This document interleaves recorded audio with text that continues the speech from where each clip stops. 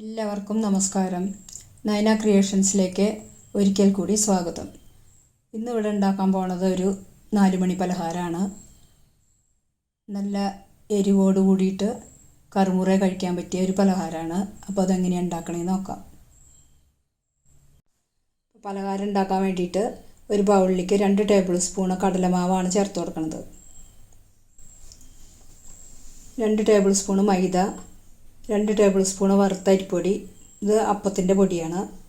ഇനി ഇതിലേക്ക് 1/4 ടീസ്പൂൺ മുളക് പൊടി, 1/4 ടീസ്പൂണിൻ്റെ പകുതി ഗരം മസാല, 1/4 ടീസ്പൂണിൻ്റെ പകുതി കുരുമുളക് പൊടി, 1/4 ടീസ്പൂണിൻ്റെ പകുതി മഞ്ഞൾപ്പൊടി, ഇത്രയും സാധനങ്ങൾ ചേർത്ത് കൊടുക്കുന്നുണ്ട്. ഇനി ഇതിലേക്ക് ഒരു ചെറിയ സവോള അരിഞ്ഞത്, കുറച്ച് മല്ലിയില, കുറച്ച് കരിവേപ്പില, ഒരു പച്ചമുളക് അരിഞ്ഞത്, ഇത്രയാണ് ചേർത്ത് കൊടുക്കുന്നത്. അപ്പോൾ പച്ചമുളകും കുരുമുളക് പൊടിയും മുളക് പൊടിയൊക്കെ ഇടുന്നതുകൊണ്ട് എരിവ് പാകത്തിന് നോക്കിയിട്ട് വേണം ഇതൊക്കെ ചേർക്കാൻ. ഇനി 2 പിടി പൊരിയാണ് ഇതിൻ്റെ കൂടെ ചേർത്ത് കൊടുക്കുന്നത്. പൊരി ചേർത്തതിന് ശേഷം നന്നായിട്ട് ഇളക്കി യോജിപ്പിക്കാം. അപ്പോൾ എൻ്റെ ഈ ചാനൽ സബ്സ്ക്രൈബ് ചെയ്യാത്ത ആരെങ്കിലും ഉണ്ടെങ്കിൽ ഒന്ന് സബ്സ്ക്രൈബ് ചെയ്തോളൂ. ബെല്ലൈക്കണും ഓൾ എന്നുള്ള ഓപ്ഷനും കൂടി ഒന്ന് മറക്കാണ്ട് പ്രസ് ചെയ്തോളൂ. ഇനി ഇതിലേക്ക് 1/4 ടീസ്പൂണിൻ്റെ പകുതി ഉപ്പാണ് ചേർത്ത് കൊടുത്തത്. പൊരിയിൽ ഉപ്പുള്ള കാരണം തീരെ കുറച്ച് ഉപ്പ് ചേർത്താൽ മതി. ഇനി 1/4 ഗ്ലാസ് വെള്ളം എടുത്തിട്ട് കുറച്ചായിട്ട് ചേർത്ത് നന്നായിട്ട് ഇളക്കി നോക്കുക. വെള്ളം കൂടി പോകരുത്. അഥവാ ഇനി ഇത്തിരി വെള്ളം കൂടി പോയി എന്നുണ്ടെങ്കിൽ കുറച്ച് പൊരിയും കൂടെ ഇട്ട് കൊടുത്താൽ മതി. പൊരി അതിലത്തെ വെള്ളം വലിച്ചെടുത്തോളും. ഇനി ഇത് കൈകൊണ്ട് തന്നെ ഒന്ന് നന്നായിട്ട് കുഴച്ച് കൊടുക്കാം. അപ്പോൾ ഈ ഒരു റെസിപ്പി എല്ലാവരും ഉണ്ടാക്കി നോക്കിക്കോളൂ. വളരെ എളുപ്പമായിട്ട് ഉണ്ടാക്കാൻ പറ്റും.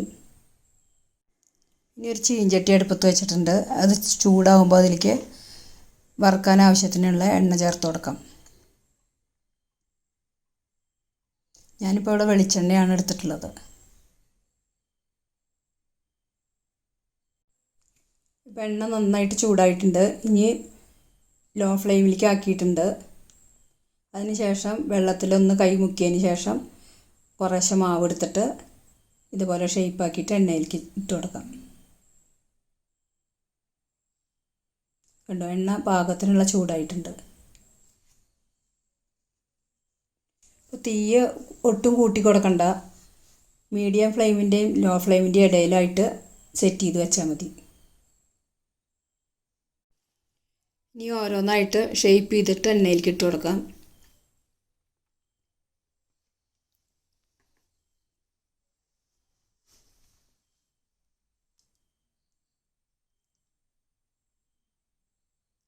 തീ കൂട്ടി വയ്ക്കരുത്. തീ കൂട്ടി വെച്ച് കഴിഞ്ഞാൽ പുറം ഭാഗം വേഗം കരിയും ചെയ്യും, ഉൾവശം വെന്ത് കിട്ടില്ല. അതുകൊണ്ട് ലോ ടു മീഡിയം ഫ്ലെയിമിൽ വെച്ചിട്ട് വേണം ഇത് വറുത്തെടുക്കാൻ. ഒരു ഗോൾഡൻ കളർ ആവണ വരെ ഫ്രൈ ചെയ്തെടുക്കാം. ഇനി ഇതൊന്ന് ഇളക്കി തിരിച്ചു മറിച്ചിട്ടിട്ട് ഗോൾഡൻ കളർ ആവണ വരെ ഫ്രൈ ചെയ്യാം.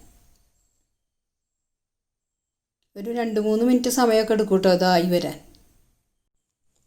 ഇപ്പോൾ വടയൊക്കെ നന്നായിട്ട് ഗോൾഡൻ കളറായി വന്നിട്ടുണ്ട്. ഇനി ഇത് നമുക്ക് ടിഷ്യൂ പേപ്പർ വെച്ചിട്ടുള്ള ഒരു പ്ലേറ്റിലേക്ക് കോരി മാറ്റാം. അധികമുള്ള എണ്ണയൊക്കെ ഒന്ന് പോയി കിട്ടും. ബാക്കിയുള്ള മാവും കൂടി വറുക്കാൻ വേണ്ടി വെച്ചിട്ടുണ്ടായിരുന്നു. അതും ഗോൾഡൻ കളറായിട്ടുണ്ട്. ഇനി കോരി മാറ്റാം. അപ്പോൾ എല്ലാവരും ഈ റെസിപ്പി ഒന്ന് ഉണ്ടാക്കി നോക്കിക്കോളൂ. ഇത് ഇഷ്ടപ്പെടുകയാണെന്നുണ്ടെങ്കിൽ ലൈക്ക് ചെയ്യാൻ മറക്കണ്ട. അപ്പോൾ നിങ്ങളുടെ ഫ്രണ്ട്സിനൊക്കെ ഒന്ന് ഷെയർ ചെയ്ത് കൊടുത്തോളൂ.